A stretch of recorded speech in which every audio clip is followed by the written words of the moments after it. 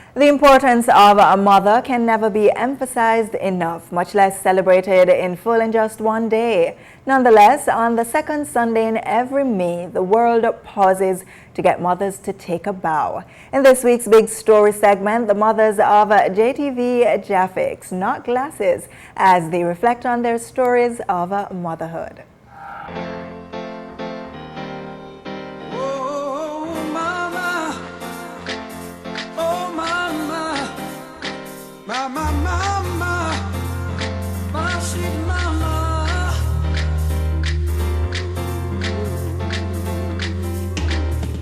Well, ladies, it's our time of month. The world has set aside one day for us to reflect, celebrate, be showered with gifts and love and extra love and more love. It's Mother's Day, so let's cheers. I think it should be a whole year, though. Oh, you know, right? One day. Mother's Day is every day.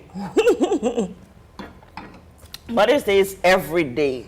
Our roles as mothers never ends. From the moment we hit that spot and that little thing start to tingle, I just know it from the very first time it happens. You lucky. Motherhood begins right there. Tell me, but what motherhood mean to you? Motherhood for me means sacrifice. It means unconditional love. It means hard work.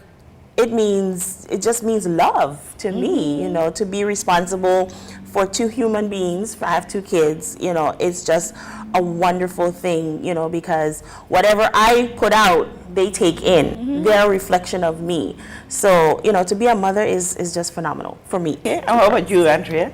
Okay, motherhood means giving up all the things that I loved and enjoyed. And even though I was only 25, I hope my son isn't counting the years because I haven't told him my age, and he asks me certain questions and tries to add on his age. But anyway, but it means having to sacrifice a whole lot for those kids, and boy did I sacrifice a lot.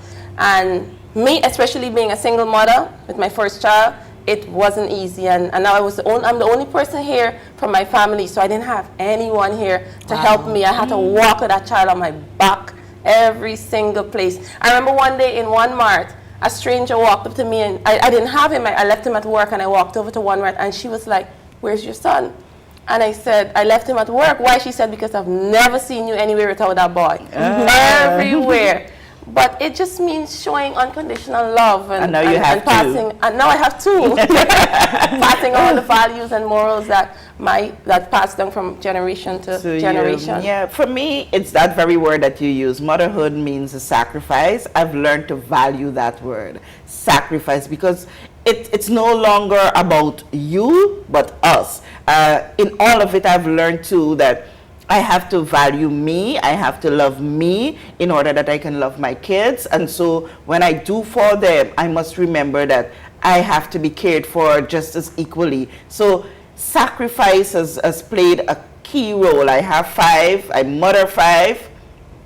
I have 5 kids, but I'm mother to 6 kids. And so it's a big role for me. I have a very big heart, you can see. Some people is like lock on the one, you guys lock on your 2, but they're not. My mother has 7 kids, and growing up, I always wanted to have at least one more than my mother. Wow. So I wanted the 8, but then the economics stepped in and the reality of life, and you know, it did not happen. But I love kids that much to sacrifice whatever I have to sacrifice to make sure that they have that roof over their head, a comfortable bed to sleep on, a self-esteem that, you know, can carry them through life, and the plate on the table must always have some food to eat. You know, Kathy, one of my challenges being a mother is taking that break that you mentioned, you know, taking that time for yourself. For some odd reason, I always feel guilty when I take that break. That's a challenge for me. Or even saying, you know, tonight I'm not in the mood to cook. Or, you know, I just always feel super duper guilty, but a mother needs that time, you know, to relax and have that time for herself. So that's one of my challenges as a mother. I don't get that break. I get 5 minutes in the bathroom, locked in the toilet with my phone, and I play like one game of words with friends, and then the little one is knocking on the door. Mommy, mommy, where are you? Open the door. So that's my break. In the toilet, sitting, playing on my phone for a second, words with friends. Other than that, they're just all over me. My mother was the one who brought it to my attention that, Kathy, you're natural with this thing, and probably you might be spoiling the kids by doing it, but I leave the kids to do whatever they have to do to be a kid. Right. I leave them out to rumble. I make sure they're not in danger. There is nothing to harm them, but I leave the hallway open up, let them rumble, play. If somebody starts to cry, I look to make sure that it's nothing serious, and I let them cry, let them play. And so I get my time, I'm thrown back in my bedroom, and the five of them tumbling out there. Well, for me, I don't mind being a kid with the kids. Yes. You know, my daughter, she's 12, and she's at that stage where, you know, it's the selfies, it's the fashion and all of that good stuff. So I don't mind getting down to that level again and, you know, letting her enjoy that time with mommy. And the Peppa Pig with my 5-year-old and the other bubble guppies and other things that she enjoys. So I enjoy being a kid again with them. You planned any of your pregnancies? Oh, hell no. My sister said to me, we have to plan. Maybe next year, like black people plan pregnancies. Yes, they do. Oh, okay, well, I had 2 oops babies. Because I had my one, he was a big oops. And then the second one, he was a, oh, God, no, oops. You know what happened with the one? I definitely planned my book. I called my second into being because when I had my first, I did not want to have a mommy's boy. My first is a boy. So I didn't want to have a mommy's boy, although we were like ramping from little, he was 12 pounds, 3 ounces when I got him, yeah. So my little bundle of thunder. Eating. I don't know, girl, but he came and I did it. You gave birth naturally? Naturally. Then don't talk the hell and back I went, you know, for them to take care of that. But I'm all good. Wow. I'm better than before. I had 2 sections and the last one, my first pregnancy, actually nobody knew I was pregnant. Same size, same everything. No one in Arizona could tell you that I was pregnant. Not even my boss. Because when I was about 3 months, I told Kelvin. And then 4 months passed, 5 months passed, 6 months passed. I'm not seeing anything going on. I'm like, okay, well, maybe he disappeared. So I didn't even bother. Then at 7 months, I noticed, something's not right. So I went to the doctor at Eureka. And I said, okay, I can't even remember her name. So she said, what are you doing here? I said, I'm 7 months pregnant. And she laughed. And she said, you know what, go on the scale. And the scale said 140 pounds. So she's looking at me, she's looking at the scale. She said, nah, this can't be right. She put me on the other scale, it said 140 pounds. She said, man, something seems to be wrong. And that's when she did the examination and realized that I'm actually pregnant and the baby's in the cervix, but I had no stomach, nothing. Wow. And the only person that actually found out suspected without me telling him was Mr. Neil Blyden. We were really good friends. And when I was about 4 months, I saw him walking on the road. He said, Andrea, you're pregnant. And I said, no. And he said, raise up your shirt. So I raised up my shirt because there's nothing there. And then he was like, okay, well, he suspected, I don't know. That is amazing because my aunt, before I found out I was pregnant, she said to me, Sophie, I'm going to make a quilt for the baby's crib. And I was like, which baby?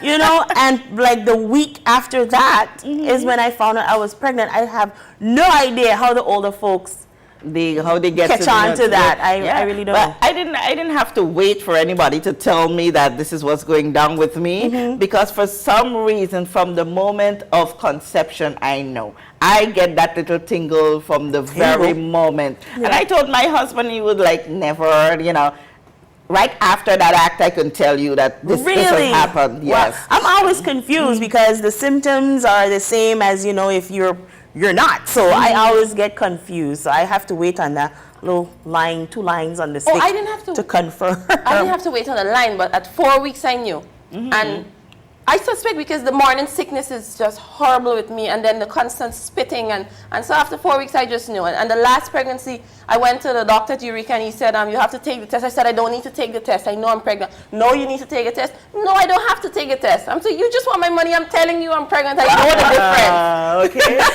But if we're to go on a more serious note, there are a lot of women out there who are looking forward to that moment of becoming a mother, even if they don't give birth naturally to a child they're looking at adopting, or just being a mom to a niece, a nephew, a child in a neighbor. What is that one advice you ladies would want to leave with women like that? Well, again, you don't have to actually give birth to be someone's mom. You know, once you love that child unconditionally and, you know, you want nothing but the best for them, then you're already on the right path as a mother. You don't have to give birth to the child to be a mother. But again, with what I'm struggling with, you know, once you're a mom, it's okay, you know, to take that break. Yes. It's okay if you don't, you know, prepare a 5-star meal every night. It's okay. Sometimes mothers are really hard on themselves, and it makes it difficult to be a good mom when you're being so hard on yourself. So try not to be so hard on yourself. Yeah, and the thing is, Andrea, sometimes in being very hard on ourselves, we end up in a situation where we pose other strain on our relationship with the father or the man in the home or the others in the home that we may share. So we have to be careful. Well, fortunately for me, it was just me and my son. But I would advise them that you don't have to be perfect. There's no way in hell you can be the perfect mom. Yes. You're not going to get everything right. You're not going to get to all of the football games and the basketball games and all the school meetings, and you're going to forget a couple of things and some school projects you don't want to help with because you're just tired. But they see that you're doing your best, and my son loves me to, well, sons loves me to death, but I it's just whatever. Yeah. I try my best, and I'm sorry. Is whatever. I can't do nothing. I agree. I thank the Father above for the 5 that I have. I'm here. They're all the way in Guyana, all by themselves. They live together. I mean, they're older now. The youngest is 17. The eldest is 23. So they understand the sacrifice their mom is making for them, and I thank God that, you know, I haven't had the kind of challenges I hear some parents go through when they're not around their kids. And so I want to encourage all women, you know, to be strong. Remember that you are a rock for your family. Cherish motherhood. We love you. And before we go, because that 10 minutes didn't do us very much justice. We could have gone on, and you know, but let's cheer to all the women out there. Yeah. Happy Mother's Day. And here is where we have to say so long and goodbye from this edition of The Big Story on JTV News. Cheers. Cheers.